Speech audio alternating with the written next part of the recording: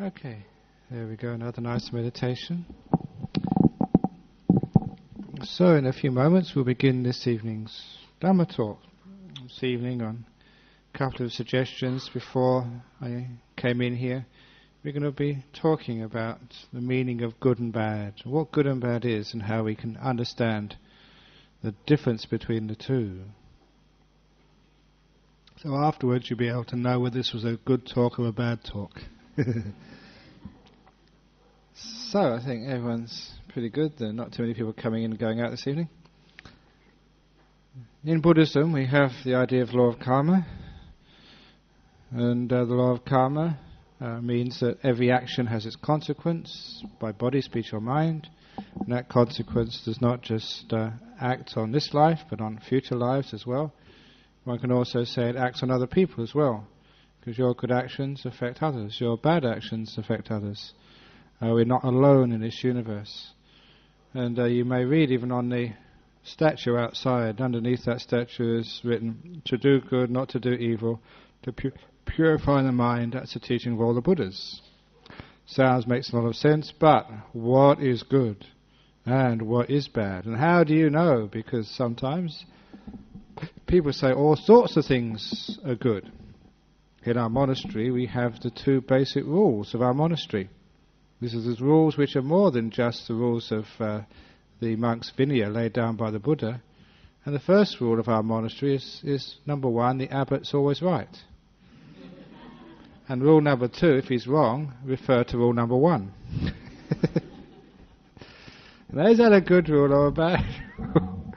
That's only a joke, but we'd laugh about that. I wish it was true, that'd be wonderful. But the point is, there's sometimes that in some dictatorships, sometimes I used to be called a spiritual director of the Buddhist Society of Western Australia, but sometimes people, I don't know if this was what they call a Freudian slip, they started calling me the spiritual dictator of the Buddhist Society. But what we actually mean is that can a person, any one person, dictate to you what is good and what is bad? People tried that on me when I was very young, and it didn't really wash. I didn't really sort of believe in it, and very often, because they just pronounced what was good and what was bad, that I didn't really believe it, and they enforced that with punishments. And so I was just taught that, what's good is what you don't get punished for, and what's bad is actually what you do sort of get into trouble for. And all I learned by that sort of, good and bad, and if you be a bad monk or be a bad boy, you get in big trouble. All I learned from that is learning how not to be caught. And that's all that does. In our world we have speed cameras. In our world we have laws which prohibit this and prohibit that. But speed limits, how many people keep those rules? And why don't they keep them? It's because they say it's good to drive under the speed limit, it's good to do this, it's good to do that. But if we don't really understand why, if no one tells us, and if we don't really accept that argument, then we will not follow that. That's why that many religions of our current age have lost the support of people simply because they've been going around saying this is good, that is bad, and it doesn't make sense to many people. Just to actually tell people what's good and bad is not good enough. And what I mean by that, we'll take some examples of with abortion or homosexuality. People talk about that. In some religions they say it's bad to be a homosexual. It goes against the law of God. It goes against this and goes against that. But then again, you look in your own heart. And what's bad about that? There's something which doesn't jibe. You are told, but it does not make sense. I was very wonderful actually to meet a religion like Buddhism, a faith like this, which says you don't have to believe, which means you aren't told what's good and what's bad. At first when I thought that, when people hear that, they think, oh, Buddhism is just a wishy-washy religion where you can do anything you want. And of course, those of you who've seen just how strict our monasteries are, and just how disciplined the monks and nuns are, and just how well behaved the people in the Buddhist society are. At least they're well behaved when they're in here, but I don't know what they do when they go home. But at least in here they're well behaved, at least that's something. So that you can understand that on the face of it, by experience, Buddhism is not a wishy-washy religion. It doesn't just tell people just to do whatever they want. There's something more to it than that. Because what Buddhism does, and what all good religions do, what governments should do, what parents should do, is actually to explain to people why something is good, why something is bad. To give that individual knowledge and experience, the insight into what goodness truly is and what badness truly is. The Buddha gave a very powerful description of this. And this is actually direct from the Buddha's teachings to his son Rahula. His son Rahula became a monk as well. And like many boys, didn't know really what was right and what was wrong. The Buddha gave him this very beautiful teaching when his son was only a young novice, a little fellow. He said, look, this is what karma is all about. If it hurts another person, or it hurts yourself, then that is called bad. If it helps another person, or helps yourself, that is called good. Now that might seem obvious to many people, but it's actually incredibly profound. It gives you an idea, a way of testing what is good and what is bad for yourself. And it also makes goodness rational, reasonable. Because who in their right mind would go around hurting others or hurting yourself? If you really knew it's going to hurt yourself, who would put your finger in the fire? Who would actually go and hurt someone else as well? It does not really make sense. Doesn't it make sense that the meaning of life is actually going around helping yourself, creating happiness in yourself and creating happiness in others? As it is, those two actually go together. Because I've found in my life, whatever hurts another person hurts me. It goes both ways. Whatever helps another person, it helps me. Try it out for yourself. Go and hurt somebody. And you will hurt, for sure. If you go and hit somebody, they're going to hit you back. If they don't hit you back, they'll call the police. They'll call the lawyer, and you'll be in big trouble. If you don't, they don't call a lawyer. If they don't do anything, again, you're in big trouble. You don't have to be someone who believes in karma. I said this, I think, when I was in Singapore, this experience that when I was being driven in a bus, before I became a monk, I decided to go up to India to try and find the holy places. That was in 1970 something, 72 or 3 or something. And I also decided to go up to Kashmir, this beautiful little valley, just to rest after the long overland trip all the way from England, in buses and trains and goodness knows what else. But when I went to Kashmir, travelling overland, you went up this mountain range from Jammu, which was the summer winter capital of whatever it was of that state, over the mountain passes. And these roads were single track, with a cliff on one side and a drop on the other side, on dirt roads, zigzagging, hairpin bends. And these drivers were driving just so fast and taking these bends, just skidding around. If any vehicle was coming in the opposite direction, we'd be dead. We'd go over the side, and every now and again you'd peer over the side and see buses just like the one I was travelling in, crashed on. So we were actually quite scared. And so we kept on telling the driver, hey, slow down. So it doesn't matter if we get there late, at least we get there. And the driver was a Muslim. And he kept on saying to us, if it's Allah's will, we go over, it's Allah's will.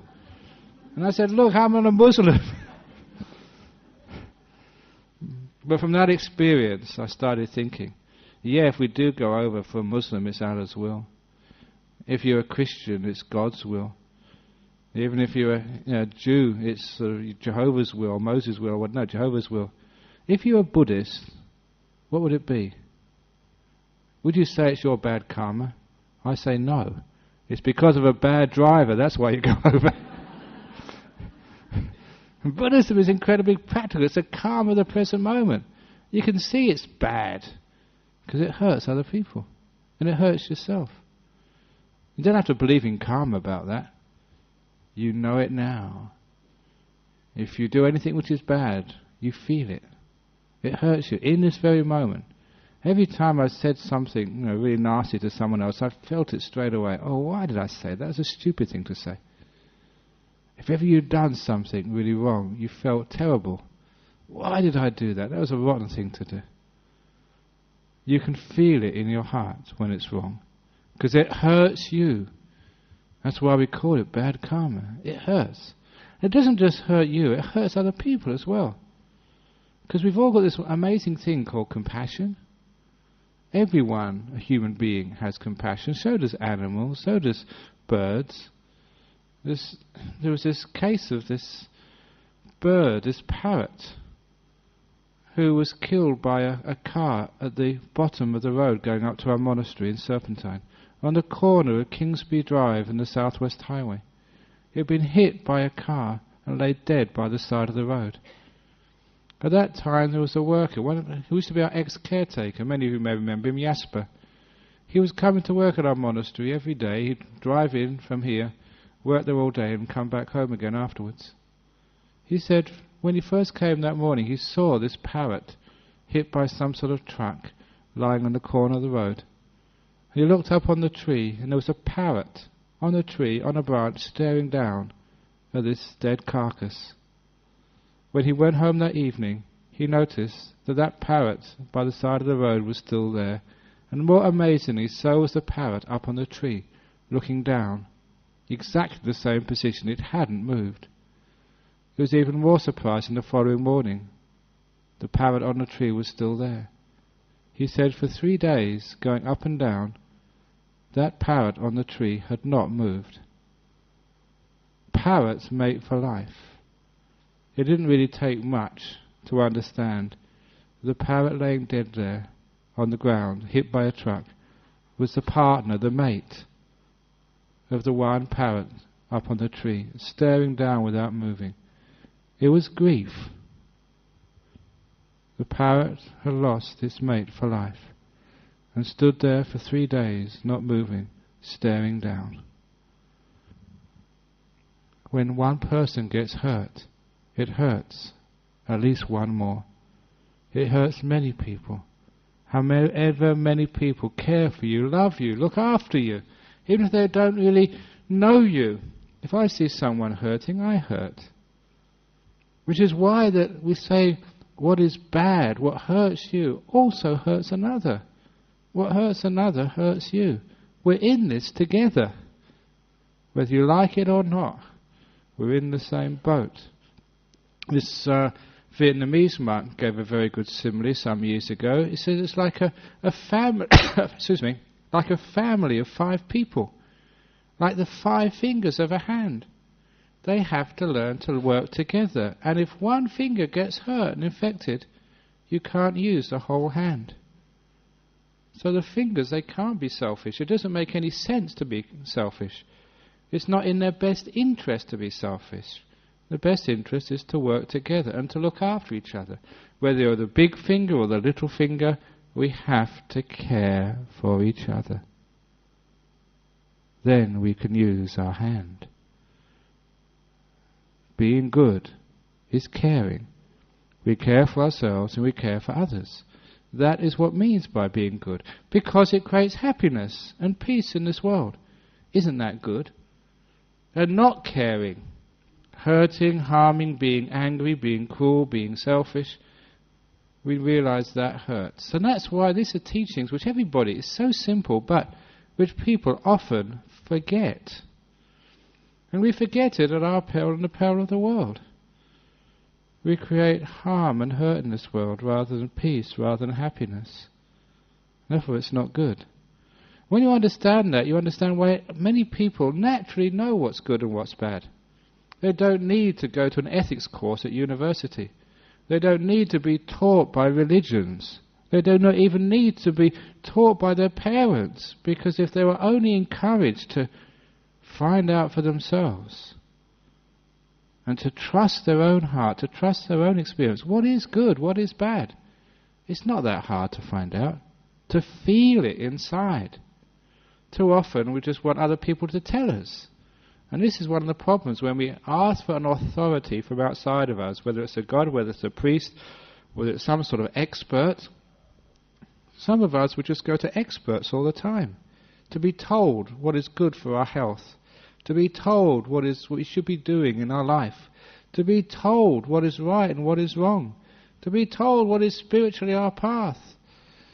We always want to be told things. Don't you know yourself? Buddhism tells you how to find out. That's as far as it tells you. It encourages you to know these things for yourself. As I said in Singapore, as I said here many times, a Buddhist teacher, like myself, our main job, my hope, my aspiration, is to get rid of you all. I'm trying to get rid of you so you don't need to come here anymore. So you know for yourself, you know how to find out for yourself. You know what's good, you know what's bad. You know what's happiness. Isn't that what a teacher at any school has to do? Trying to allow the people to learn until they graduate so they can be independent of the school? I'm a big failure. I am such a big failure that people keep coming here every Friday evening. It's the same old people. Oh my goodness. I'm not a very good teacher. Either that or you're very thick.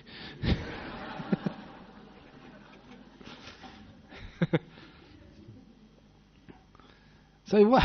You're telling people how to be happy. In one of those stories, which is a very powerful story and very deep, in the Chinese art of war. I didn't read that book, it's just people actually, because why would a monk read the Chinese art of war? But there's a lot of interesting sayings in that. One of the famous sayings, I usually tell this on a retreat, on a meditation retreat, about the Chinese general who had the best discipline in the whole imperial army. Whenever he told the soldiers to do something, they always did it straight away. There was no rebellion, no argument. And the emperor was so amazed that this general, he wanted to find out, okay general, what is your trick? What is your technique by which your soldiers always follow your orders? And he gave this answer to the emperor. He said, I only tell my soldiers to do what they want to do. That's why they always follow their orders. I only tell them to do what they want to do. That's why they always follow orders. Brilliant, isn't it? So if you want your children to have good discipline in the home, just tell them what they want to do. And then they'll always follow your orders. If you want to have a good relationship with your wife, tell your wife to do what she wants to do. Tell your Now, of course, you realize there's something more to it than that. And the more to it than that was because those soldiers got up really early in the morning. How do you get them to want to get up early in the morning? How do you get them to go training really hard? How do you get them to actually go fighting in a battle where they might get killed or certainly wounded? How can you get someone to want to do that? It's motivation. That general was an incredibly good motivator.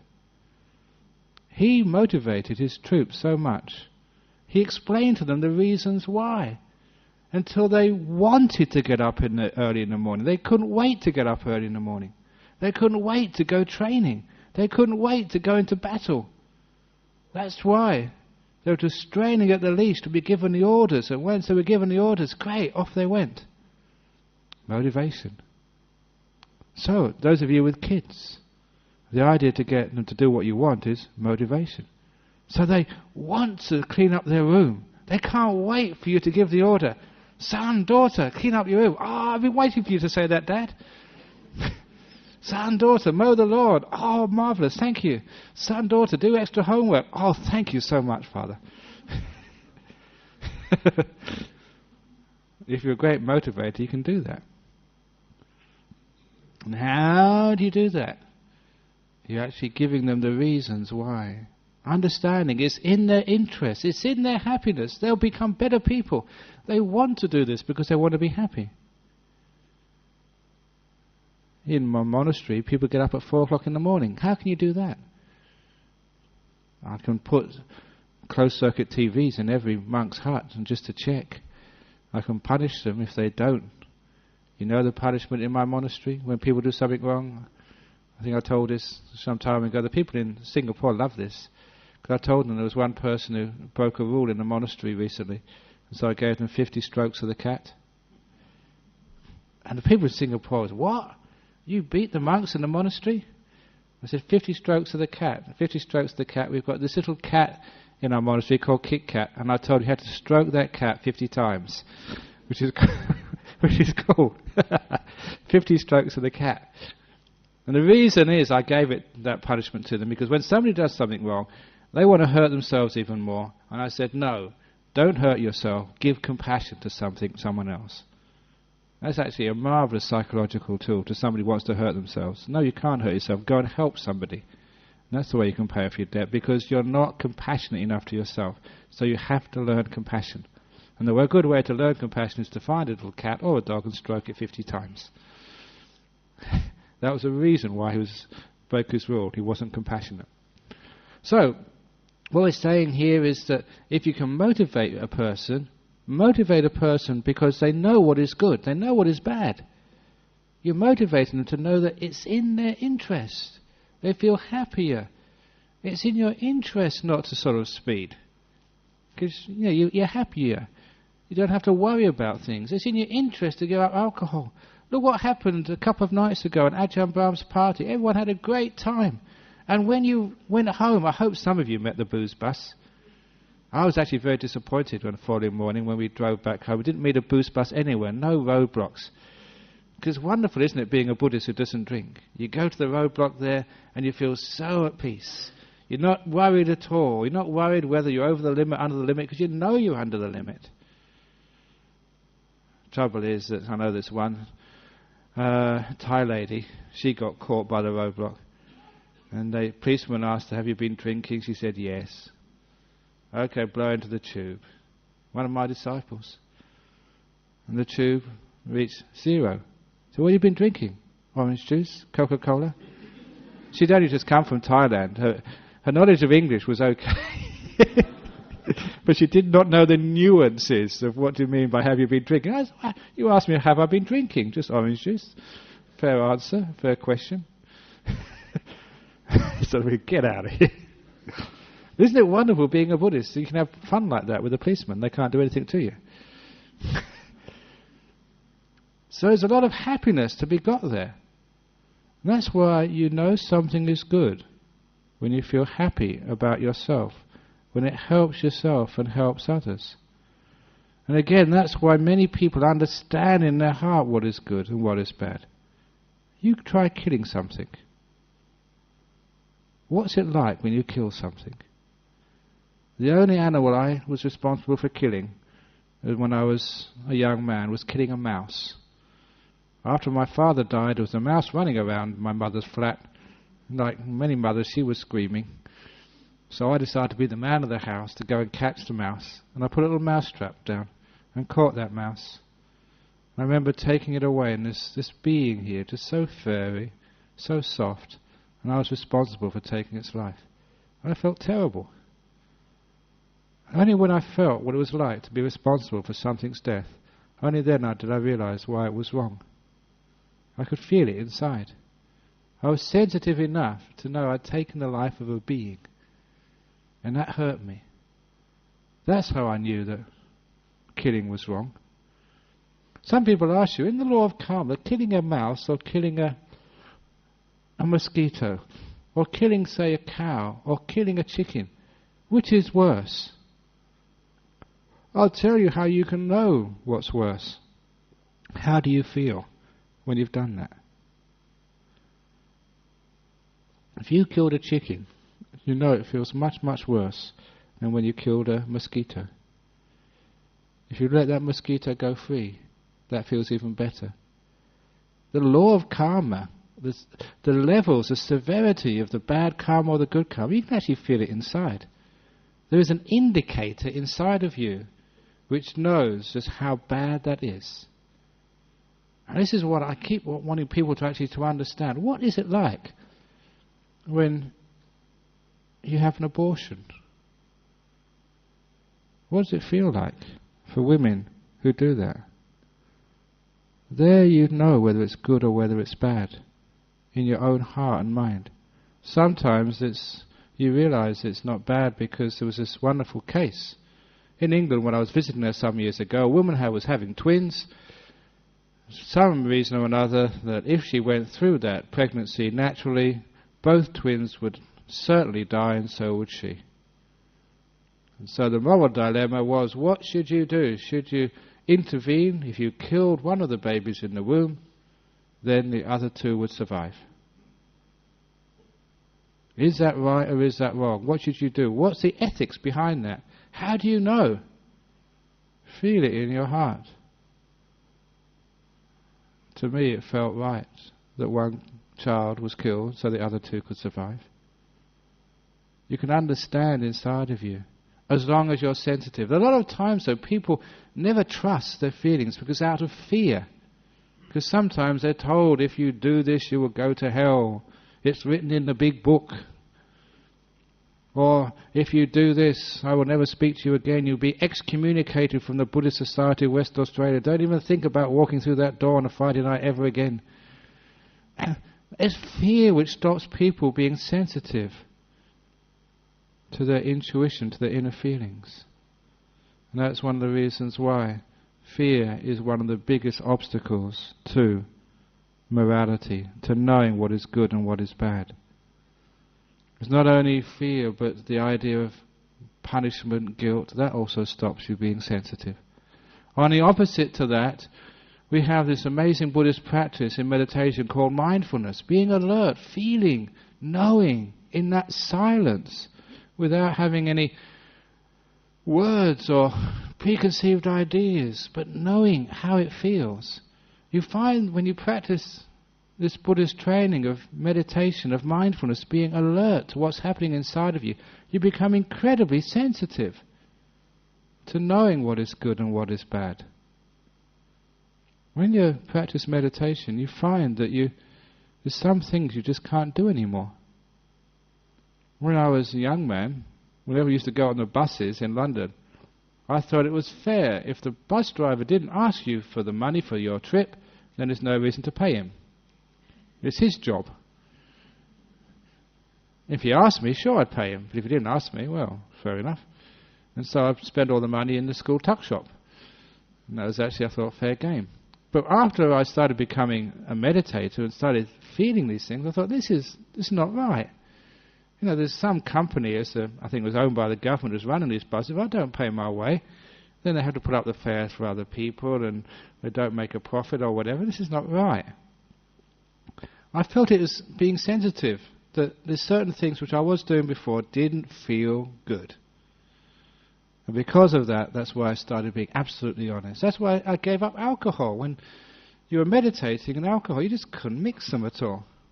There's something inside said, what am I doing this for? This was expensive stuff. It didn't do any good for my body. And I was pretty poor as a student anyway. I could do much better with that money by giving it to some sort of charity, some sort of orphanage. Just all that was a waste of water as well. There's a water shortage in many parts of the world. Those people who drink beer, what happens to it? It just goes straight through the body, out in urine. If you want to really sort of save water in the world, you shouldn't drink beer. Amazing how much water we can save if we ban beer in Australia. Oh! But why do people laugh at that suggestion? That's a reasonable suggestion. Because people have got into their head that to party you need beer, you need alcohol. But my goodness, last New Year's Eve when you partied here, those people who came here, didn't you have good fun? And not a piece of alcohol was drunk. You say you can have fun, you can have more fun without alcohol. That's what I found when I gave up alcohol.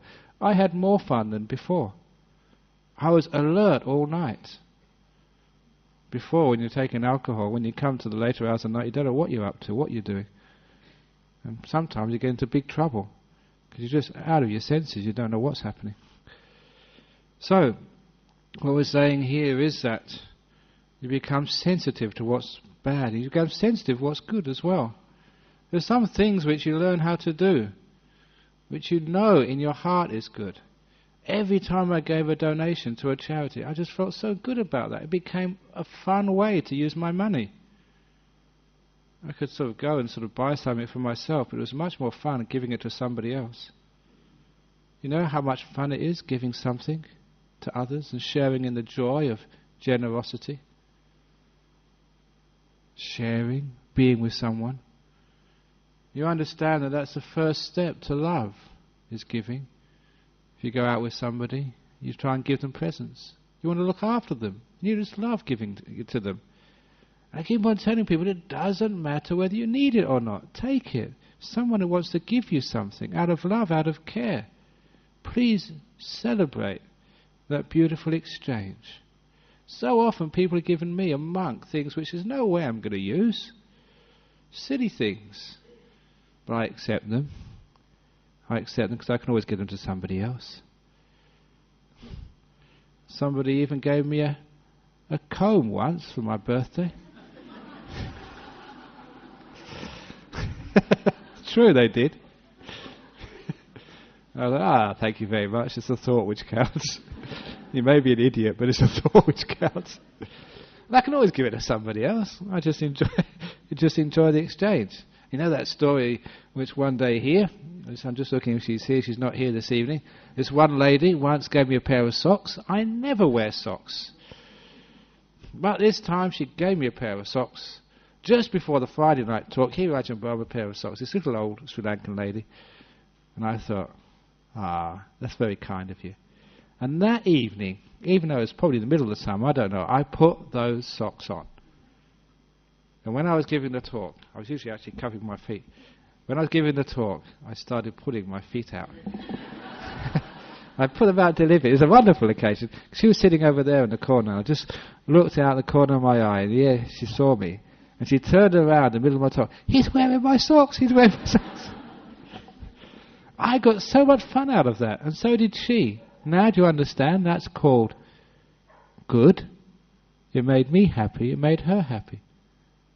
And you don't need to be an ethicist. You don't need to be a philosopher to know that that was good. Every time you're kind, you're caring, you're loving, you're compassionate. That is called goodness. Which is why that we call the saints in the world. Those who got so much kindness and compassion, those are really good. Those who are selfless. You understand? That's what good means. Why does all of the world agree compassion is good? I'll tell you why. Because everybody feels that in their heart. They feel this happiness in their heart whenever they are giving compassion or receiving it. They feel this sense of freedom in their heart.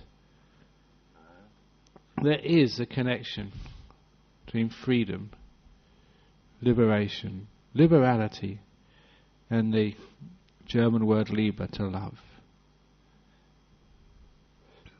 To love is to give. To give is to make free. This is all going towards the deeper goals of freedom and happiness. Why is it that freedom is good? Why is it that people feel that when they're in a prison it's suffering? Even though that in the prisons of our state you can have televisions, you can have CD players, you don't have to work very hard, you get 3 meals a day, and you can get more than 3 meals a day. In some prisons you can cook your own food. You get all these perks, you've got no worries in the world, you don't have to go to work on a Monday morning. You don't have any bills while you're in prison. Isn't that a wonderful place to be? Now the reason is that people don't want to be in that prison. It's suffering, no matter how good it is outside in terms of their enjoyments and their material comforts inside a jail, because they're not free. That's why it's painful. That's why it's not good. Putting a person in a jail, in a prison, is not good. You know that. And there are many prisons in life. And I've mentioned this before. This is a profound part of Buddhism. Any place you don't want to be is called a prison. If you don't want to be in your body because you're old, aching, you're ugly, smelly, whatever it is, then it's called a prison for you. If you don't want to be in your relationship, you're in a prison again. If you don't want to be in your job, if you don't want to be in your home, if you don't want to be in this state, you're in a prison. How do you escape from a prison? It doesn't matter what you're experiencing. The most important thing is how you relate to it. If you're content to be there, it is not a prison. My monastery is much more austere than any prison. Any prisoners who came to stay in my monastery would probably run straight back and say, let me back inside. I want my 3 meals a day, my TV, my books, my magazines, my CD, my music. Because you don't have any of that inside a monastery. But why is it that people like being in a monastery? Why is it they don't try and escape? Because they're happy to be there. They're content to be there. Doesn't matter where you are. Freedom comes from being content with where you are. That's why the bigger happiness, the bigger good of freedom is not the freedom to follow desires. It's called the freedom from desires, called contentment. So this is where we see in our mind, whenever we feel content, don't you feel good? Sometimes at the end of the week, you finish your work, you finish your job. Doesn't that feel happy? I still remember one of the happiest afternoons of my life when I was a school child was we had an afternoon off school. Just before lunch, I finished off all my homework. I was only about 14 at the time. Finished it all off. I had no homework to do, a free afternoon. I went to where my dad was working, hung out with him all afternoon, went home, watched the TV. I could do whatever I liked. I was free because I was content. That was one of the most amazing feelings of freedom, just content to be. There's other times in my life when I realized just that contentment can get so much deeper. Contentment is the highest good. Isn't that the goal of your life? To find contentment. People feel they can find contentment with the partner in their life. They can find contentment with a nice house. They can find contentment sort of with their job. Wherever it is, once you find that contentment, then that is a highest good. And it's not just the good for yourself, it's the good for others. Some people ask you, what did your mother think when you became a monk? Most mothers, like my mother, said, as long as you're happy, then I'm happy. Isn't that the case of someone who loves you? They just want you to be happy. And if you're happy, then they're happy.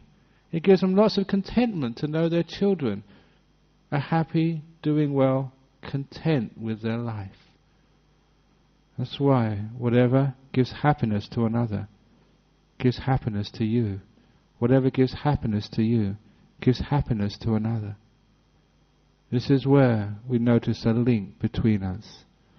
We know it is good to create your own happiness in life, as well as happiness for others. Before I became a monk, when I was looking for a career in this world, I worked out that whatever I did in my life had to fulfill 2 main objectives. This was how I worked out what I wanted to do in life, what I thought was good.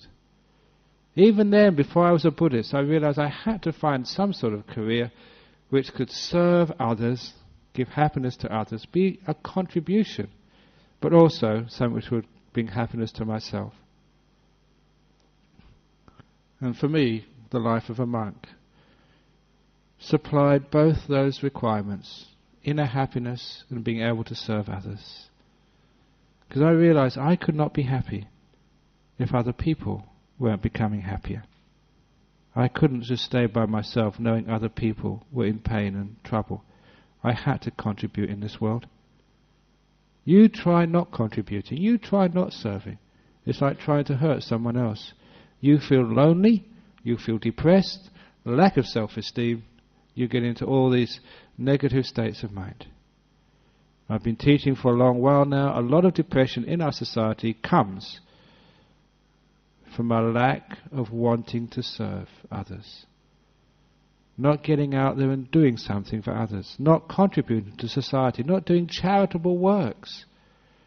It's something we used to do in old days, because we were part of villages where we had to help each other. Now we give that to government organisations, other charities, let them do it. All I'll do is I'll give a little donation to the salvos and assuage my conscience. That's not enough. We have to get in there and do things. Actually to serve. To get out there and get our hands dirty, washing the dishes in an old people's home or something. Because when we really serve others, when we're giving happiness to others, that's good. You know why it's good? Because you get lots of happiness back. You can't get depressed if you're out there serving others. Your feeling of self-worth increases enormously. You are participating in the society. You are making this a better, more caring, more beautiful world. When you know that, my goodness, you get a lot of happiness inside. It's good to care because it creates happiness inside of you. And it creates happiness amongst others. All these moments when people go out there and serve in communities, who serve in old people's homes, who serve in Buddhist societies, people who do this get so much joy and happiness back. You don't need rewards. You don't need to have prizes. You don't need to have your name on the board. When you go home at night, you realize you've done something for others. Many years ago, I was with a senior monk. When he was teaching a retreat, I was just looking after him. I was only a young monk. But this one occasion really changed much of the way I looked at my monastic life.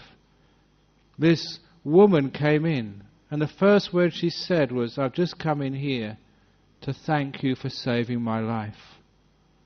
And the way she said that really shook me. I thought, what on earth has this monk done? That a woman would come up and say, "Thank you for saving my life." And she told her story. She was a young woman in a university in the north of England. She had some difficulties either with her studies or with her boyfriend. And without much investigation, the doctor just prescribed her Valium. In those days, it was just almost like Panadol. You just give it out. If it's not better in 2 weeks, come back and see me again. Only this Valium was addictive, and she became an addict. She'd been addicted to Valium, this antidepressant, for so many years. When she came to this meditation retreat, she heard that on a retreat you're not supposed to take alcohol or drugs. She misunderstood and thought that meant that her Valium could not be taken. On a retreat, it's non-medicinal drugs they're talking about, not things like Valium or things which are prescribed by your doctor.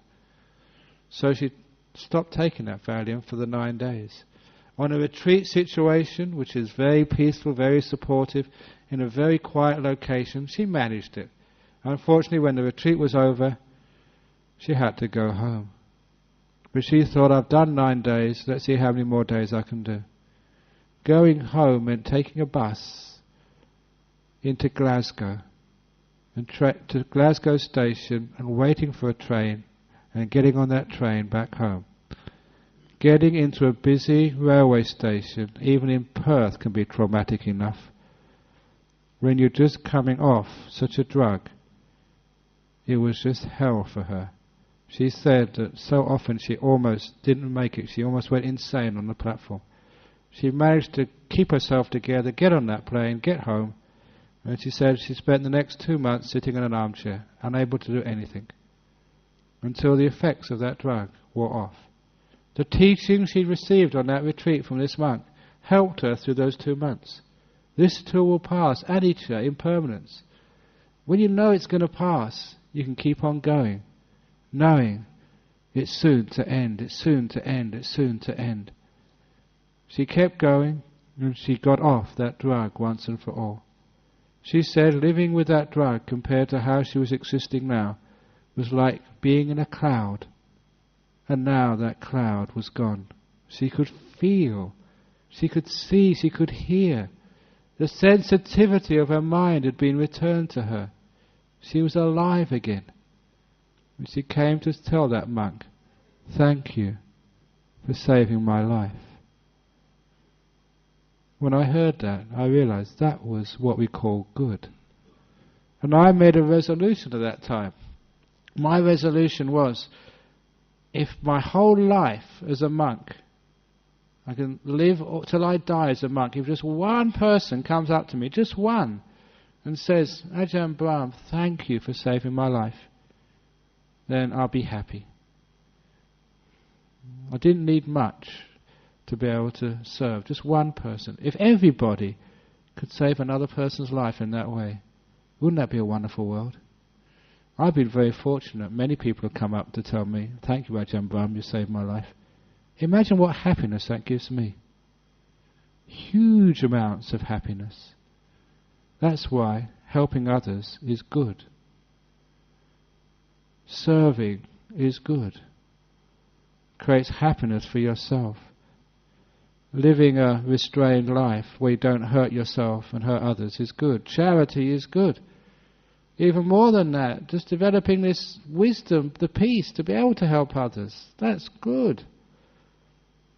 In summary, what is good and what is bad in Buddhism? It's not just what helps another person helps you is good.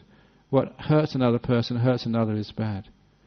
What we're really saying there is anything which is a step towards enlightenment, to the ultimate happiness, that is good. Anything which walks in the opposite direction, that is bad. Enlightenment is called the ultimate happiness. So if you're going towards more and more inner happiness for yourself, you're creating more happiness for others, you're on the road to enlightenment. Sometimes people say, what is enlightenment? Ultimate happiness. So you know you're going on the right road if you create more and more happiness to yourself and others. Isn't that a wonderful gift you can give to the world? Your happiness.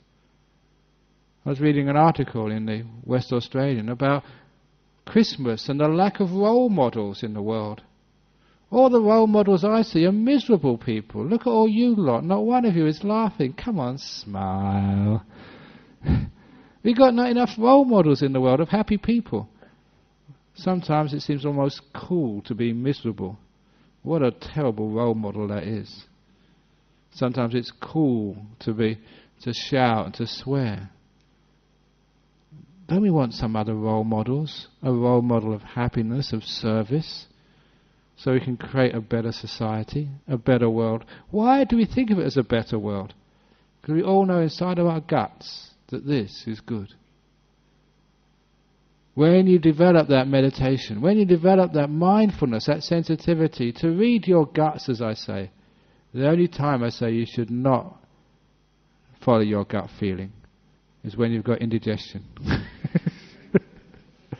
That's the only time not to follow your gut feeling, when you've got indigestion or irritable bowel syndrome. Other than that, always follow your gut. What I mean there, your intuition. The more mindful you are, the more alert you are, the more sensitive you are, the more you stop thinking, the more you will know what's right and what's wrong. You follow that. And it's happiness. And it creates a happiness in this world. The happiness in yourself. And that happiness goes higher and higher and higher. Isn't it wonderful to see happy people in the world? Doesn't that pick you up? Aren't you sort of, feel better about yourself? Well, not only is it good for yourself, it's also good for your immune system. A good laugh actually creates more defense against these diseases. So coming to the Buddhist Society on a Friday and listen to Ajahn Brahm's jokes, that's even better than going to your doctor. You don't need to go to your doctor. Just come here on a Friday afternoon. Not only that, you extend your life as well. I've been telling people that this last year, 2003, was very strange. The number of funerals we went to gets lesser and lesser every year. As more and more people come to the Buddhist Society. What's happening there? You see, Buddhists, they have a hard time dying. Isn't that one of the reasons? Did you read that or see that in the newspapers and the television? The number of Buddhists in WA are increasing. That's one of the reasons why. They're not dying. So isn't that good? It's good for your health.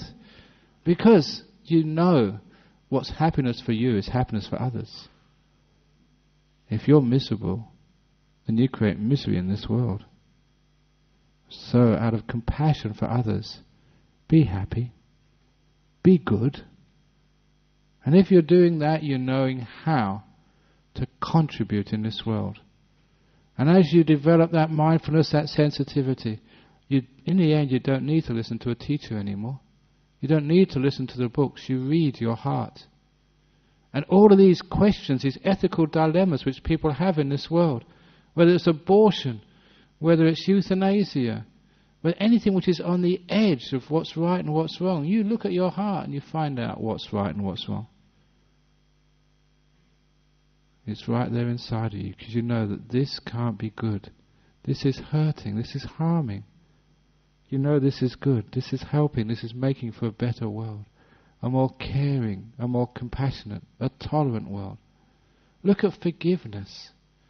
Every time you've forgiven something, isn't that something almost like holy? Really wonderful, very beautiful. It takes a lot to do that, to forgive someone who's hurt you. But when you do that, my goodness, that creates so much joy in the world, so much peace, so much hope. We've got to start that with ourselves, to forgive our own faults. That's being content with who we are, not trying to be somebody who never makes mistakes, but realize, yes, I make mistakes. That's why the only way out of this is to forgive, to learn. Forgive yourself and forgive others. Isn't that the way we can create more love in this world? Why is it that people are finding it so hard to live with other people these days? Why there's so many divorces? Same reason why there's lack of self-esteem, why people get into depressions. They don't know how to care.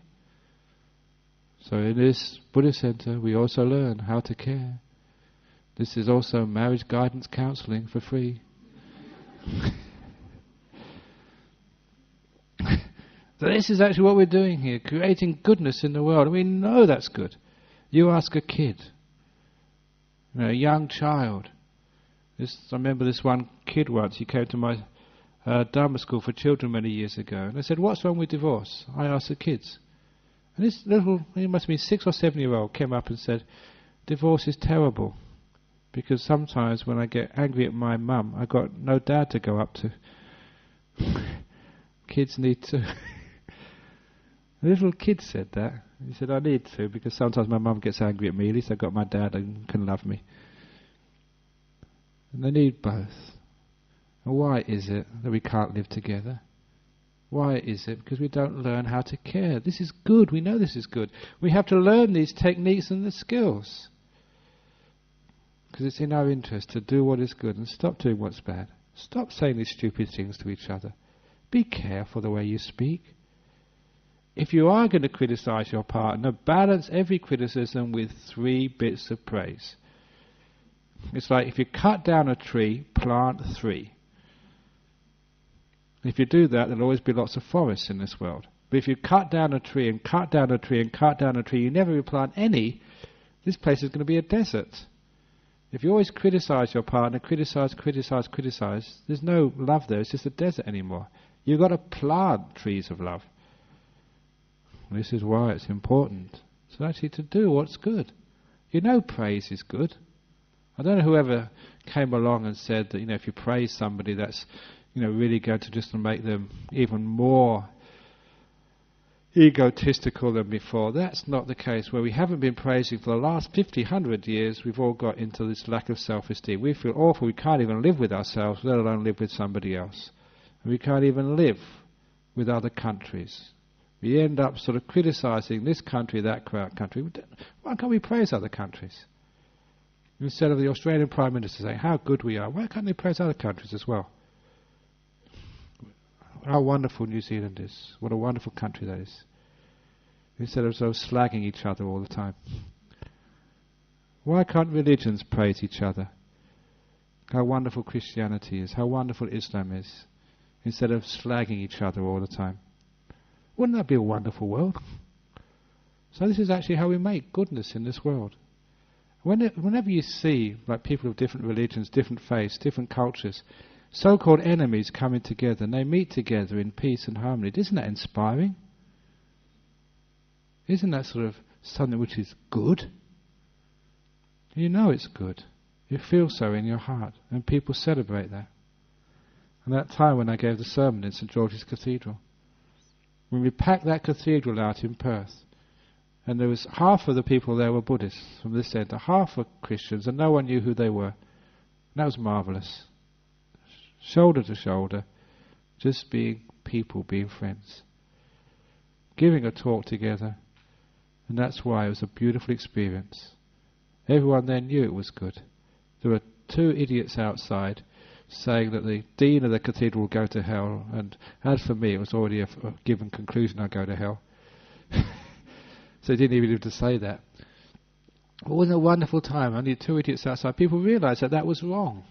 That was bad what those guys were doing. But what was inside was good. It was harmony, it was peace.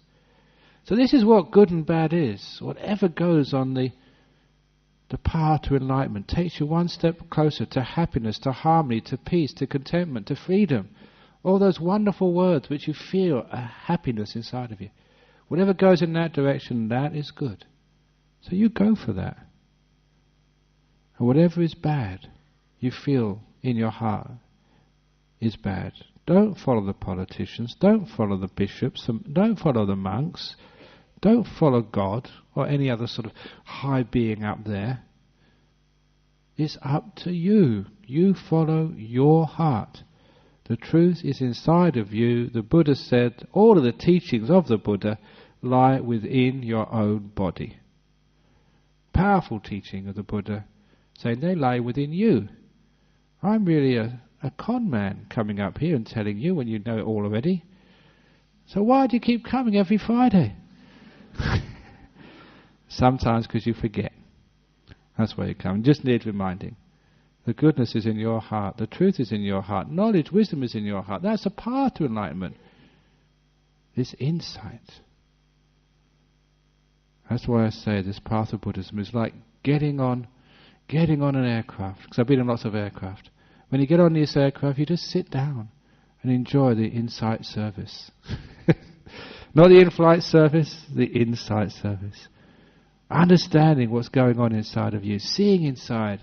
And when you become sensitive to your inner world, then you know what's right and what's wrong. You just can't do anything which is wrong anymore. It becomes impossible the more sensitive you are to yourself. That's why it's a natural law which applies to all people in this world, no matter what religion, race, gender, age. That sensitivity called insight knows what is right and knows what is wrong. And as such, it will be your guide. A guide which you can trust.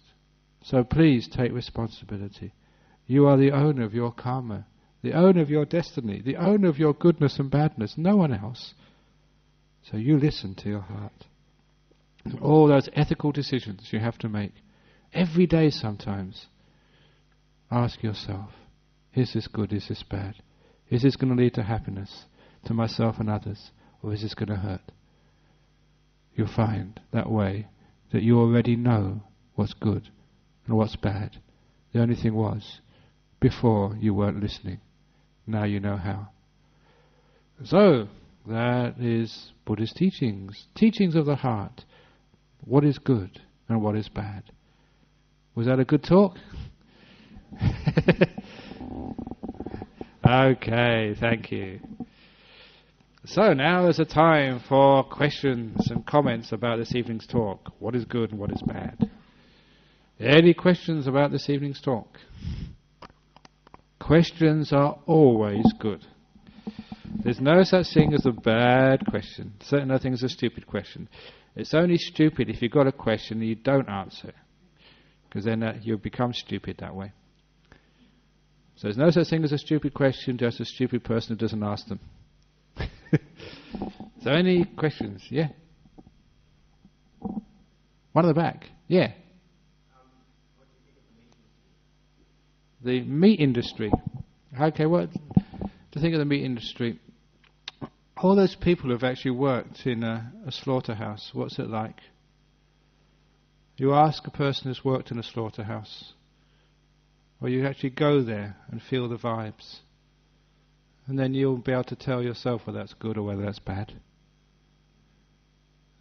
I don't know if you've ever raised chickens and taken them to be slaughtered. Sometimes you raise them because you want to get some chickens to eat, and once you've raised them you can't kill them anymore. Even like kangaroos, somebody once brought kangaroo meat to the monastery, but there's so many kangaroos around there, no way that you can eat kangaroo meat. They're your friends. I can't eat my friends. So it's up to you to know what the meat industry is. What about the arms industry? Is that good or bad? Know for yourself. What was that story that one of the people here, they're not here this evening, they must be on a holiday, they worked for Samaritans about 6 months, no, it must be more than 6 months ago, a year ago or something. 6 months ago, yes, right. 6 months ago they received a call one night, somebody's suicidal. They were just so depressed, so anxious, because they were one of the inventors, one of the small group of people who invented the cluster bomb, an Englishman who had migrated to Perth. And he saw those cluster bombs and what they did in the news coming from Iraq during the recent war. When he saw what they had done, imagine how he felt. And he invented them. My goodness, that hurts so bad. Killing kids. Armies sometimes are also the meat industry. There's many types of meat industries in this world. Sometimes people call the sex industry the meat industry. What's that like? So, you can know for yourself. Check your heart. That's how you know. So we're creating happiness in the world. We create so much stupidity in this world because people follow books. Or they, cause it says in the Bible that it's okay to to kill the animals. Or because it says in this book that it's wrong to do this, but it's right to do that. Check your hearts. All books come from the heart.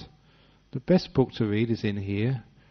So know that for yourself. And my goodness, there'll be so less stupidity in the world if people only focus on what's inside. Be mindful, and then you know what's good and what's bad. You just can't do bad things anymore. It becomes impossible.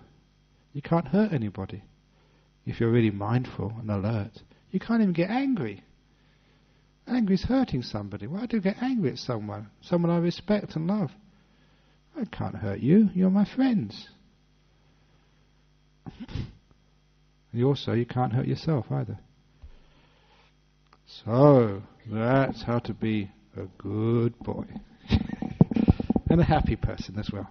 Does that answer your question? Sort of? Okay. Because sometimes people want a pronouncement from on high. What does Ajahn Brahm say about the meat industry? I never give that answer. I tell you how to find out for yourself.